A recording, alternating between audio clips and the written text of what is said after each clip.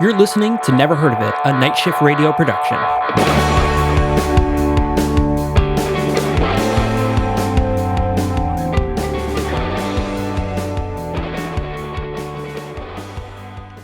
I had to pull my standing mat back out because Yeah.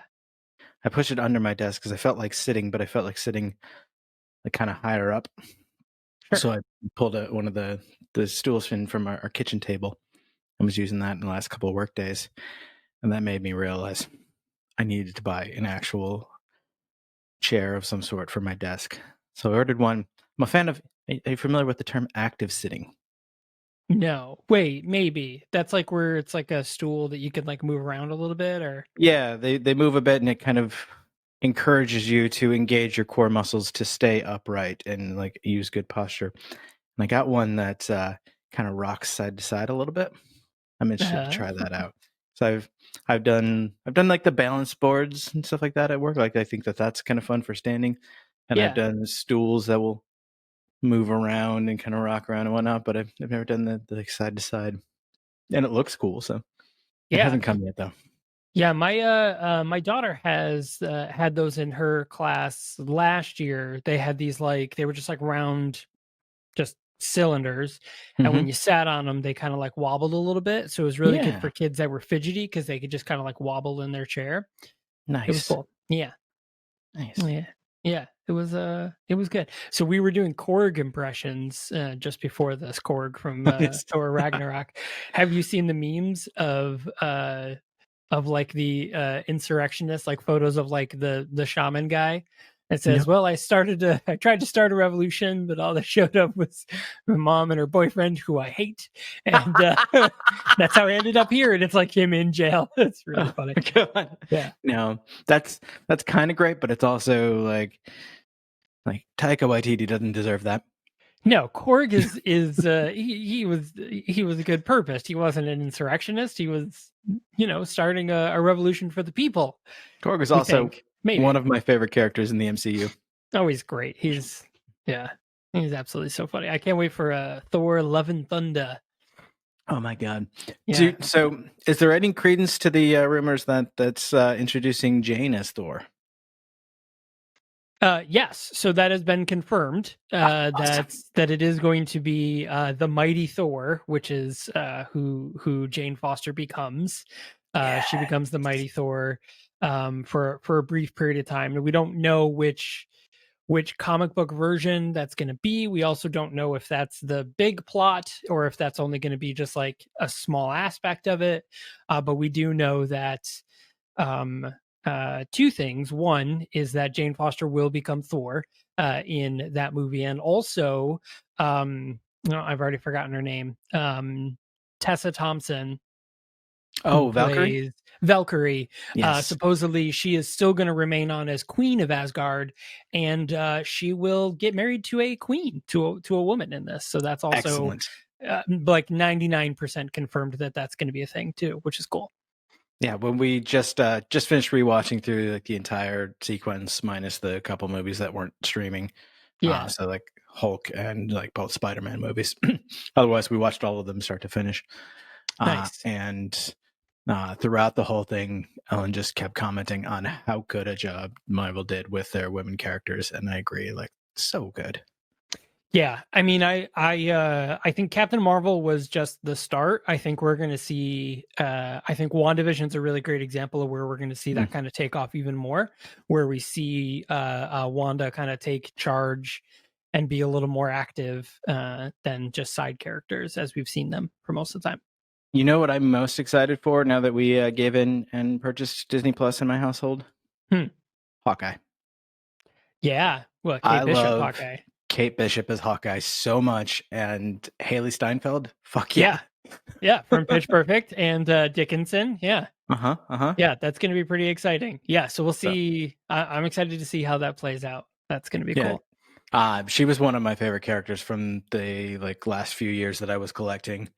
Like Kate Bishop, Mockingbird. It was the Jessica Jones run that Marvel did. There was a bunch that were just really, really good stories. I've heard on several occasions that the Kate Bishop Hawkeye is the best version of Hawkeye. I would agree with that. I don't. I personally can attest to that. I didn't read any Hawkeye, but I'm excited to see a Kate Bishop version of Hawkeye because Jeremy Renner.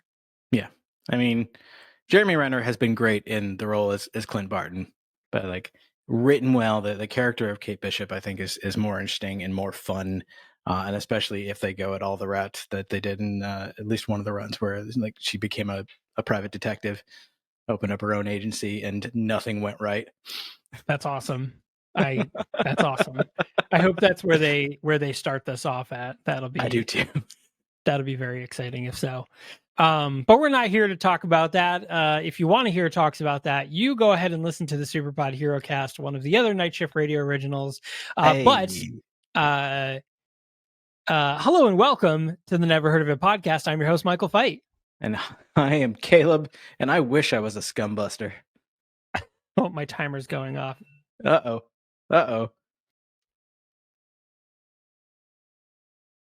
Hey, it's time to record, by the way. Yeah, it is time to record. That's true. So my timer we got to get ready for this episode. Yeah. Boy, do we.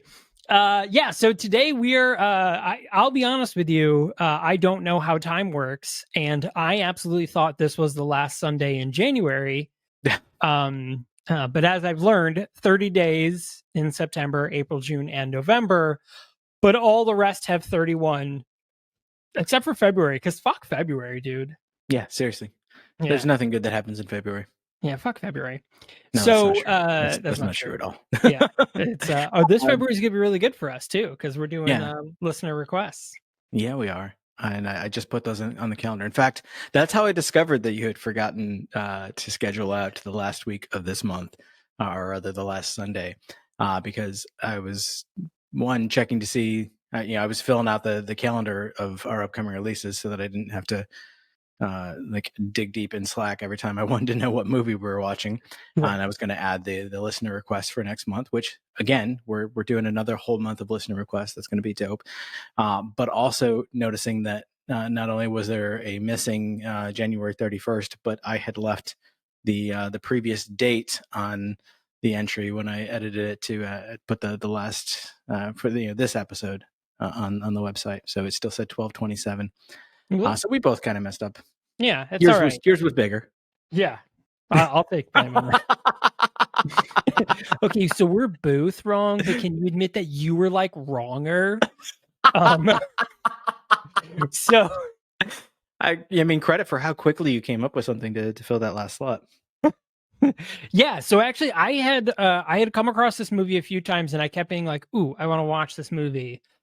Because it has, I didn't recognize any of the other people, so I'm sorry, even though he's not really the main character and not so much the main character, but it has Pedro Pascal in it, who obviously most notably is the Mandalorian most of the time, and was also recently in Wonder Woman 1984. So, but Pedro Pascal, and then Sophie, I forgot her last name, is actually the main character of the movie. She will be our last badass woman. And this film, I think it looks good, is probably going to redeem the rest of this month because it is it looks like a really, really good film. It's called Prospect. Sophie Thatcher. Sophie Thatcher. Yes. Sophie Thatcher. Yeah, I didn't recognize her from anything else. So no. Also, in addition to February being an entire month of listener requests, which I'm excited about, February is also our first crossover event with Set Condition 1. Oh yeah, that's happening. February 2nd is going to be the day we release. So for those of you who are unfamiliar, Set Condition 1 is another Night Shift radio show where we do a full watch-along episode by episode of Battlestar Galactica with one of our co-hosts, Andrea, who's never seen the show before. And Michael, you had never seen before we started doing this, and now you're pretty much done at this point. I'm most of the way done through the last season. I got a few episodes left. Yeah, but so there are a couple of feature-length films that fit nicely into the storyline of Battlestar Galactica, and we figured this would be a great opportunity to watch those. They'll be airing as regular episodes over on Set Condition 1 if you follow that feed. But if you just want to stick here with us at Night Shift, or sorry, I'd never heard of it, you're gonna get that episode as a bonus one in this feed too. So you'll have 2 opportunities to check it out, and I don't think you should miss it. I think it's gonna be fun. I think it's gonna be really fun. Yeah. So the name of the movie is called Razor, right? Yeah, Yeah. and all 4 of the hosts will be seeing this for the first time either, because even the 2 of us, Kitsy and I, who had seen Battlestar Galactica multiple times, had never actually watched this movie. So that's gonna be exciting. I'm actually really excited about that. So, oh yeah, I get to watch that in the next like couple of. Oh, I'll probably watch it on Wednesday right before we record it. That's exciting. Oh, that's yes, gonna be cool. Razor, big stuff coming oh, up, boy. and I don't think we're ready to announce it yet, but we also have an even larger Night Shift Radio crossover event happening in mid-February. So this is a big month. This is a really big month, and then when February is over, it will have been 3 years. That's true. Since we started Never Heard of It. It'll be our 3-year anniversary in March. So after February, that's coming up. Yeah, it'll be the 3-year anniversary of Never Heard of It, and then the 1-year anniversary of Night Shift Radio. So crazy that's times. big. There's some big wild stuff, let me tell you. Really, really wild. Oh, yeah. But we're not here to talk about that. Actually, we're here to talk about whatever the fuck we want. This is our podcast. But we are going to talk about the movie we're going to talk about today is the 1988 film Cemetery High. Now, I had some trepidation going into this movie for many reasons, but one, I didn't really think about it until I was just about to start watching it. I was like, oh shit, is this like about a bunch of high school shooters? I was like, maybe this is not good. And then as I started watching, I was like, oh no, actually this is pretty good. Yeah. this is pretty awesome, actually. Well, I'll talk about anything. Sure. The end. That's the end of the you didn't get the joke. Oh yeah. You'll talk about anything? Yeah, I'll talk about anything at all. You'll talk about anything at all? Yeah, I'll talk about anything and all that you want. You'll talk about anything at all that I want? I'll talk about anything and all that you want about this movie. You'll talk about anything at all that I want about this movie? Spectacular. I love it. And that answers one of 23 questions we have about this. So this movie is first off is streaming available on Tubi TV because duh. But our next movie is not. This is fun. But what? So this movie, I know we're breaking tradition in the start of the year. So this movie is available streaming on Tubi TV. So content warning. Not only are we going to give you a content warning, but the movie, in fact, gives you a content warning as well. Which I think was very polite of them. It was very polite of them. So there is violence in this movie. There is scenes of simulated rape or suggested rape. You don't actually ever see it occur. There is scene of violence, and there is scenes of violence, and there is several scenes of nudity. Now, the movie itself warns you in the beginning that this is going to be a thing that happens. So they're going to give you 2 indicators before the events to let you know that these are about to occur. The gore gong, which this is the one time that I wish that we had like a sound effects board to edit into the episode. Yeah. Gong. Gong. So anytime there is about to be violence, you will see it basically cuts to an image of a person hitting a gong, or just, a gong being hit. And then anytime there's going to be nudity, it's the hooter horns. And it's 2 like spike horns, and they go up and just go wah, wah. And so anytime throughout the movie any of those 2 things happened, you will be warned via the gong and the hooter horns. Which I respect that not only did they include the sound effect, but they actually went so far as to, like, every time they did it, to cut to the visual of it as well. Yeah, which was a very interesting, consistent gag, I have to say. I don't know, good for them. So this movie was incredibly stupid. Yeah. But also, like, surprisingly funny. Yeah, and clever at parts. Mm-hmm. There was a lot of lines that I was like, Okay. All right. Good for you. That's a very good setup and joke. Let's see. Who wrote this movie? This movie was written by Gorman Betchard and Carmen Capabianco. And Gorman Betchard Beckard, I would assume, was the director as well. And like, we've talked several times about movies that do a good job of breaking the fourth wall and like involving the audience and like cracking jokes like that. This movie essentially has no fourth wall. They expect you to be involved the entire time. Yes. Yeah. So what's really cool is that the movie actually starts off, it's really weird. So the movie starts off with the intro thing we told you about, like warning about the gong, but then it starts off with a narrator standing outside the house of the young ladies, and when he's talking, he makes a bunch of really good jokes. What was the one I sent to you? I made a joke about it, but he said something, call it like something along the lines of, and when he was referring to the women, he's like, call them psycho slasher sluts. I just did. And then he talks about like their victims being like terrible men. He's like, call them slime balls because I will. And so you messaged me, call it a terrible movie because I did. Because I did. But in fact, it is it was not at all a terrible movie. It is actually a delightful film. And then he goes on to do a series of like, who were these women? What was their motivation? Who were their victims? Like a series of questions like this that you would expect someone setting up a documentary to say, and follows it up with, these are just 6 of the 23 questions we'll answer in the next 87 minutes. And then he walks into the house like carrying on with it like it's the setup to a 60 Minutes thing, like Andrew said. And then but he walks into the group of women, like the girls are like sitting there talking, and he's like talking. Someone goes, what is this, a narrator? Waste his ass. Just fucking hilarious. And then they kill the narrator, and that kicks off the investigation into the murders around town, which is just I mean, it's just really fucking clever. So there was a lot of instances in this movie that I was like, this is like a line from Deadpool. Like this is something that like would have been written in a Deadpool movie. Like that's how like almost kind of clever some of these were. I was very surprised at how clever some of the jokes were.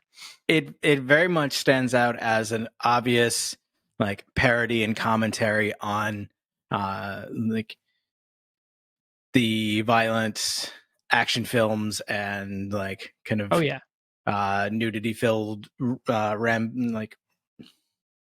not rampages in the word, rollicking comedies of the era, also the hyper religious backlash against those things. There's a bunch of like relevant late 80s parody and commentary that's happening and one of my favorite references is when they're in the middle of a killing spree and they're like, it's like a Charles Bronson movie, like Death Wish. right no 100%. Like they're very much, it's a commentary on like the Andy Sedaris films of, just women with big guns and big boobs, and often you see the boobs more than the guns. But I thought was kind of interesting, and I'm going to draw a parallel here. So now this, we're you guys are listening to this episode on the 24th of January. So this is past the inauguration of Joe Biden, and absolutely nothing happened, and it was totally safe and secure. I say this from before the inauguration, so if anything bad has happened, please disregard my last statement. I feel like we really should have learned our lesson a year ago when we were cracking jokes about the pandemic. Right. April being like, well, the pandemic's probably over by now, so as you're listening to this, you're probably back to normal. And everyone was like, bitch, it's worse. Yeah, it's still no more current events jokes before they happen. But anyway, so I think this is actually a really interesting thing, because one of the things that it talks about is a thing that we're talking about now, is that there's this whole sense of like consequences for your actions and accountability.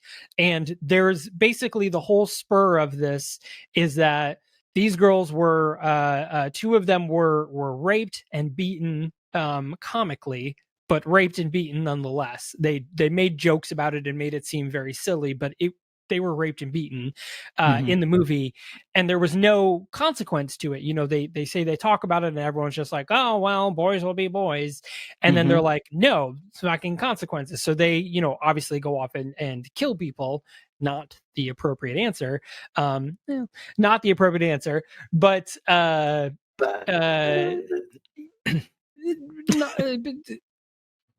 due diligence. Not the Caleb. appropriate answer. Wink. Wink. So thank you. And but they go off and throughout the whole movie, it starts like sparking this thing where now women are standing up for themselves and you know, stopping men who are you know, basically being scumbags, scummy dudes. And you know, it sparks this whole movement to where they're like, well, men are just afraid to go outside. You'd be like, yeah, if you're a shitty person, you would be, because don't be a shitty person and you won't get shot. I don't understand how this is difficult. Like, just don't. Like, but it talks about the fact that like there were no consequences, and even they have the government being like, you need to stop this, like you're being bad, and they're like, no dude, these guys are being bad. They are literally raping teens. We're only 16 years old and they are literally attempting to rape us. Like, no, fuck you. They're bad. You're wrong. They're bad. And it's very relevant at the moment about consequences. And there should be consequences for your bad actions. Yours, Caleb, specifically. Mine specifically. Oh, shit. Oh, shit. Oh, shit. I was just trying to adjust my standing, man. Yeah, you fucking better. No, just kidding. I also, like, you mentioned that the men were like, oh, it's like men are scared to be outside alone at night. Like the very obvious joke, but like serious point there being is like that's something that you hear women say a lot, is like, all the time, scared to go outside alone at night. I know. And like flipping that script is like one of the greatest things that this movie does. And like it was, before we started it, I kind of expected it to be just like a full-on like revenge slasher. I didn't realize it was a comedy until it looked a little bit closer into it. And then when it did that goofy ass disclaimer at the beginning, I was like, oh, this is going to be full-on comedy. But it sits somewhere in the middle, and I think it holds that balance pretty well. Yeah, no, it does a really good job. And one of the other funny things too that I do want to bring up is so there was like there was this product commercial during part of it, and the commercial was for the Rock Jock, which was great. So it was basically like a jock strap, but it was like a bulletproof jock strap because women were going around and shooting men in the dick, and it was kind of like men, now you can go off and, you know, live your lives with the Rock Jock, instead of being like, hey men, have you tried not raping women? Like there's that too, you know. But it goes to the other side of like, people will make products to protect women instead of doing something to stop men. Like that's like where or I should say, stop predators. They will make products for victims instead of things to fix predators. You know, so like it's another one of those like crazy fucked up capitalist things where it's like, no, stop them. Don't sell me shit that I shouldn't need. Stop them from doing the things they shouldn't be doing. Now, the other side that I feel like goes completely unspoken in this and unaddressed is that even with a bulletproof jockstrap, it would still hurt like hell to get shot in the dick. Oh, yeah. Like even with a bulletproof vest, it hurts like hell to get shot in the chest. Like you still end up very bruised, and like you still could end up with like broken bones and stuff like that. Like it may not kill you, but it will fuck you up. Because it is a bullet going several hundred miles an hour, a tiny piece of metal flying at your body. Just bad times. Pretty wild. Yeah. So Cemetery High starts off with these, you know, the narrator, the girls, the narrator gets shot, and he is sent off to our coroner, who is What is his name? And I Dr. think that's Schiavone. yeah, Schiavone. Dr. Chavone Yep, with played by Frank Frank Stewart, Stewart. Yeah. who Jinx. like he looked really familiar, and I feel like maybe that's just more in the character that he played, and less like I haven't seen anything else that he's been in. Yeah, I'm looking through his his IMDb, and there's nothing really that I recognize. The bulk of his work is in, in between 87 and 90. So it looks like that's, he probably was a short-lived actor, probably did about 3 years of work and realized that he was only in, B movies or bad movies, and was like, yeah, I'm not going to do this, and then go off and do something else. Does anything stand out to you in his filmography? Sex pot, but that's probably for a different reason. Um, no, Bad Blood, no. Psychos in Love. There's the scene when the Oh, girls are in the video store and one of them picks up the top oh, movie on the stack and says, "Have you seen Psychos in Love?" And they go into like this whole like description of what the movie is about, and like one of them is talking about like it's her favorite movie, and at the end one of them is like, "That sounds stupid." You're like, I think it's pretty stupid, and that's also because it was in fact directed and written by Gorman Beckard and Carmen Copabianco. So this was Yeah, the film they did before this. A and I strip joint owner and a manicurist find that they have many things in common, the foremost being that they are psychotic serial killers. They fall in love, are happy being the family that slays together. Till one day they come up against a plumber who also happens to be a cannibal, played by oh Armie Hammer. Um, crossover. Uh, there's at least one other person from this movie that is in Psychos in Love as well, and that's Debi Thibeault, yep, who plays Kate in this. And I don't remember exactly, but I think she might have been the one that picked up the movie and was describing it. So I think that was a that's pretty chance funny. for them to be like, hey, "This other Uh-huh. movie." Wink a wink. That is great. That's another like perfect example of like a Deadpool type moment, where like Deadpool's talking about X-Men First Class, and you're like, Mhm. is this McAvoy or Stewart? These timelines are so confusing. I do want to point out, listen, I don't want to make fun of white people's names, and but I guess I'm more making fun of a genre, is that one of the three main characters, or the top three main characters, the names are Debbie, Karen, and Lisa. Like, could you be any more 80s girl name? Like, there might as well be a Tiffany in this. So the other one's Simone and then Ruth, but like, ridiculous. And I also think it's interesting that they have Ruth playing Lisa, but Lisa playing Michelle. Lisa couldn't have played Lisa. Like, come on. I don't know. I don't know. I don't know. I'm actually always really confused about when a character's name is the same as the actor's name, and I always wonder like, was that intentional, or did they just Right. like happen to cast some? Like, how does that happen? Like, was the actor like, I only play other people named Mike, but Right. refused to play like the character's name is supposed to be like Antonio? He's like, no, it's Mike.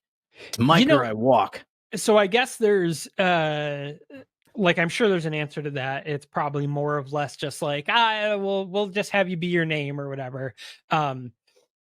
But it always makes me think of Jackie Chan movies, because he's always Jackie for the most part. He is always Jackie in all of his movies. His name is Jackie, but it's always Jackie something. Mm-hmm. Sometimes it's Jackie Chan, and sometimes it's just Jackie. But I think that's interesting. But that it does that. But then again, he produces and makes all his own movies, so it's more of Yeah. like a brand thing than anything else. I also like the idea that there might be some actors out there who just like, no matter how well they can get into a character, they can never train themselves to respond to a different name. So like Antonio, what? Who are you talking to? You, Oh, dude. that's me. Sorry. What? Hello. But my name's Billy. It doesn't matter what your No, we're name in the is. movie. To see director, the script supervisors being like, let's go again. Yeah. Cemetery High, man. It's a film. So You mentioned that they end up at the coroner's office, and the investigation begins, and we have the bumbling, angry religious Mayor Goodman, and his dim-witted sheriff Bob. Sheriff Bob, Bob, because of yeah, course.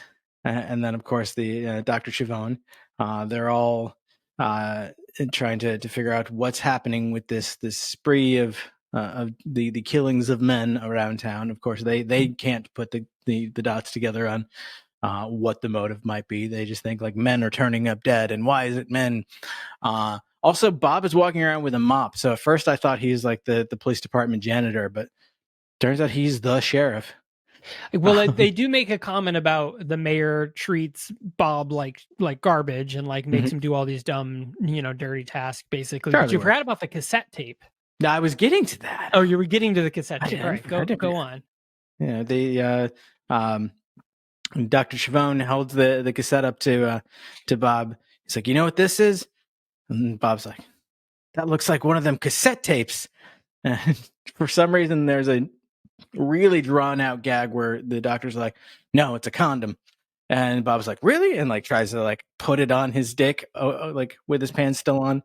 And he's like, no, I think it's got to be one of them cassettes. And like, well, let's try it in the blaster or something and find out. And they hit play, and he's like, I guess you were right. It was a cassette. It was one of those like very weird Naked Gun-esque back and forths where it was just like, oh, this is the thing. I'm going to say opposite thing. Well, I'm going to jokingly respond backwards, but I'm stupid, so I don't know the thing. We're going to go back and forth, and then I'll just, go with it. It was very weird. I mean, there was a few of them throughout the movie, and they worked sometimes, but sometimes it was like, okay, eye roll. That one not so much. But the tape turns out to be the tape of the narrator, and we hear his last moments as he walks in to interview the girls, and they shoot him. And then like, oh, but it keeps going, and we have this whole backstory exposition of the girls discussing, like telling the stories of what motivated them to start this killing spree, how 3 of the 4 of them had been assaulted by the same 3 football players, and they recruited the 4th one, and they did some murders, and they decided to make it a thing. And at the end of the tape, the doctor's like, you know what this is? Like, this is a full-on confession. Like, we have everything here. And the sheriff was like, no, you're not going to get me again. I know that's a cassette. And for some reason, the doctor's like, all right, you're right. And then just like destroys the tape. Yeah, which is weird.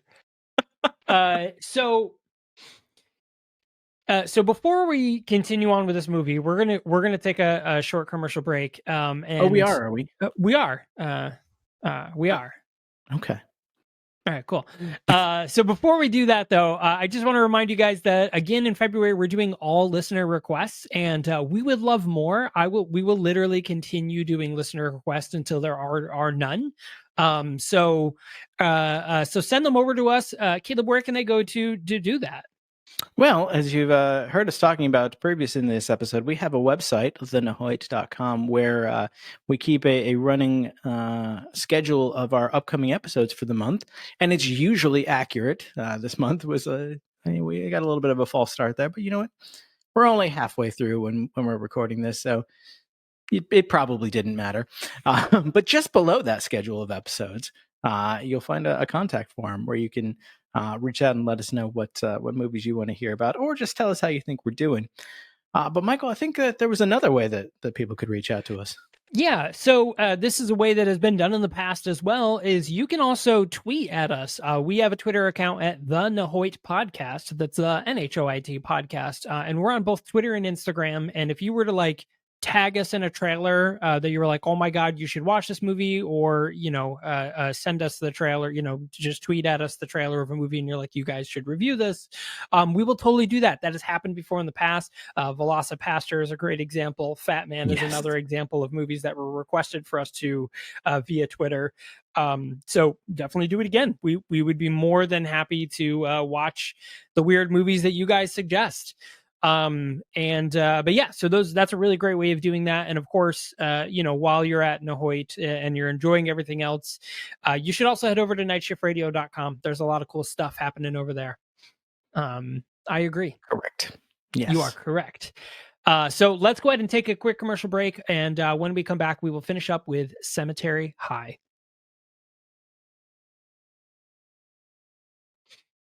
Hello and welcome back. I'm okay now. Yeah, okay. I just drank a whole bunch of water, but for some reason my throat still feels dry. Yeah. No good. Stay hydrated. I vacuumed a bunch today, and so 2 dogs, one of which being a gigantic Bernese Mountain Dog. That means hair just floats in the air instead of being vacuumed up like it should. So it all just goes like up, and then it goes into my throat, and I end up choking on hair all night. Yeah, between tiny Chihuahua hair and giant Bernese Mountain Dog hair, it is just every time you pick something up to eat or drink, you are bound to have a dog hair in it, and that's just life. It's a good life. I'm not gonna lie. So dogs are worth it. Yeah, they are totally. So Cemetery High. So basically the running gag of this movie is the women go, they find or put in situations where men are basically skeezy to them. So, they go to a bar and the guy, guys like start hitting on them and stuff like that, or like, trying to pressure them into sex and just being generally gross. So they hit them with a car and then shoot them. This scene is actually very funny because they line them up against the wall and were like, all right, show us what you got. And the men like go to take their pants off, and we see them do the motion of taking their pants off, but on the screen you could still clearly see they have pants on. Yeah, like fully like fastened, zipped and everything. Like there has been no attempt to remove whatsoever. So like what? Right. What? Like I'm not sure if it was like intentional or if it was like maybe when it was shot originally in 4:3 that was cut off, but then once it translated to 16:9, it maybe showed, past the safe point. So they just thought they wouldn't see it, but I would think it would be the other way around though. You would think like 16:9 would make it narrower, so you would be less likely to get the full scene. Like you would see more like my pants now if it was in 4:3. Yeah, I'm not sure. I don't know. I don't work in film. I don't really know. I actually don't like, that's like my one like camera tech, like the tech part of camera. I have no fucking clue how that works. Like people will be like, oh, we use an Alexa with a 35 and a 17 Dragon S Sony thing. And I'm like, cool. All I know is that it costs like $50,000 a week to rent. Yeah. That's all I know. I know that I've seen comparisons side by side of what the 4:3 release versus what the original 16:9 shoot looked like, and usually there's additional on the sides, rather than like up and down. But I mean, I don't know. I'm not Either sure. way, like I'm not sure how aspect ratios work. So, I mean, it could have just been on purpose, and it could have just been like someone was like, "Hey, you could still see their pants," and I'm like, "it doesn't matter." Yeah. Honestly, the latter is probably more likely. This is definitely one of those movies they were like, it doesn't matter. It'll just be funny. Yeah. Too much effort. Yeah. And it was funny. It wasn't a gag. Yeah. But so we get several instances of that, of girls being put in, and it's different women. So we start to see kind of about halfway through the movie, we start to see like documentary style interviews with the women who were originally part of this group, being like, well, at first we were just trying to get back at people that were shitty, and then it sparked a whole movement, and then we were having so much fun, and the police didn't know us, and the whole spiel. So like it eventually like turns into this big movement where like all the women are doing it and men are afraid to go outside. We talked about this earlier, and I thought that was cool.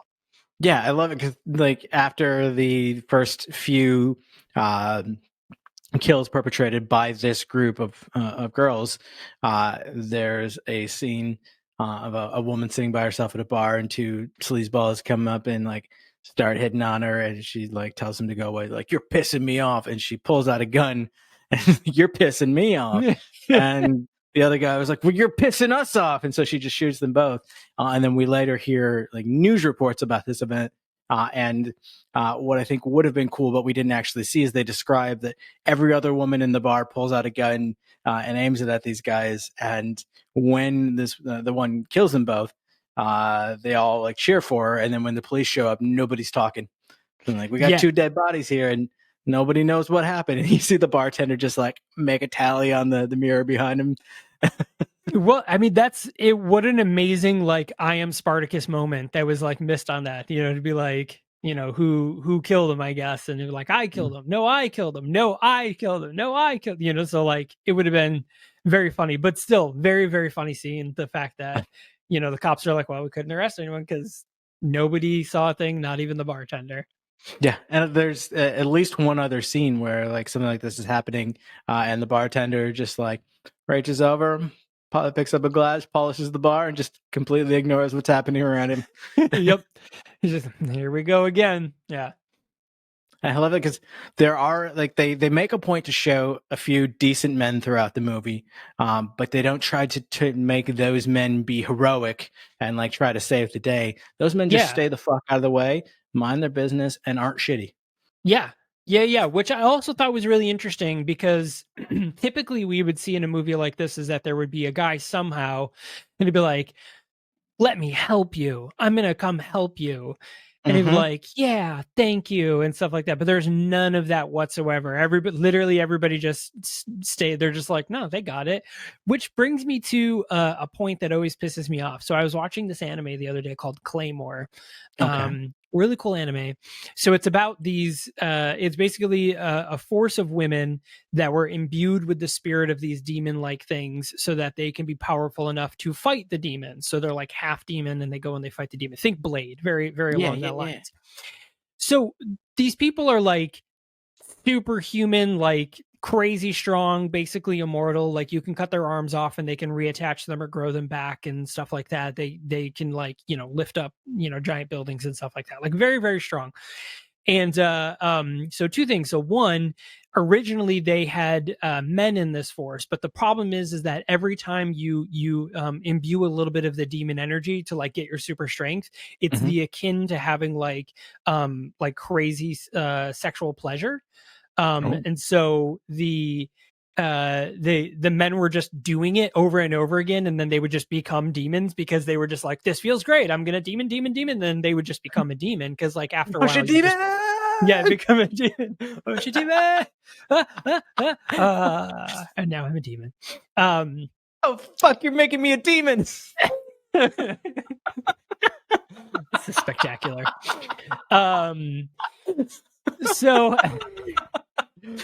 So eventually they just switch over to women because they found that women were more likely to control themselves. So there's this one who's like super duper powerful, and she like saves this stupid little kid who literally can't fight anything. And he was like, I'm gonna learn to use the sword so I can protect Claire. Like, motherfucker, she is literally a superhuman half demon. Like, what is your bitch ass gonna do? Like, she doesn't need your protection. And so, like, we spend the anime, like, the anime is about her, but like, we spend the anime like seeing him try to get better because he's like, I'm gonna protect you. And then I'm like, he fucking does not need you at all, dude. Like, this is the dumbest anime. This is one of like the most annoying anime tropes of like, human minuscule male protects fucking godly woman because they're like, I need to protect you. To be like, I would be like, no, you protect me. You're fucking dope. To protect me. Like, that was awesome. Oh my god. Like, I trip falling up the stairs. Like, fucking take care of me. What are you doing? Like, that's what the anime should be like. Like, oh my god, please take care of me. I am so small. But there is none of that in this movie, and I am grateful. Please protect. I'm very small. I'm very small. I'm actually not, but so physically. Anyway, so Cemetery High. So the mayor, being the lead of this toxicity, decides that he's going to deputize a bunch of people that are feeling threatened by this. So we've got, of course, like, random randos and like the head of some karate studio who is they're all like feeling threatened by powerful women, so they're all deputized. And then it turns out, and this is also really funny, is earlier in the movie one of the characters is like trying on a cool leather outfit, and she was like, what do you think? It's for the shootout. And they were like, what shootout? She's like, well, this is a movie, there's eventually going to be a big shootout. And they were like, oh yeah, I guess, no, you're right. And that is then later there is the shootout moment where the mayor basically kidnaps a girl who is his own stepdaughter. What a scummy Which, like, dude. we see a couple scenes where he's in like a church, or maybe just the crazy shrine he has in his own home. Who knows? Yeah. And like he's ranting about the state of the town and its sinfulness, and like she's just there, like, I don't like this. Yeah. So then he says he's kidnapped a girl. By the way, they've also brought in some other woman who is going to be their sniper. So now there's 5 of them, and they're like, oh no, like the mayor's has brought all these people, and he broadcasts it. He goes on like the radio news and says, like, meet me at high noon at the old town hall, or an innocent girl will die. Like, motherfucker, you're the mayor on the news, like, talking about killing someone. Right.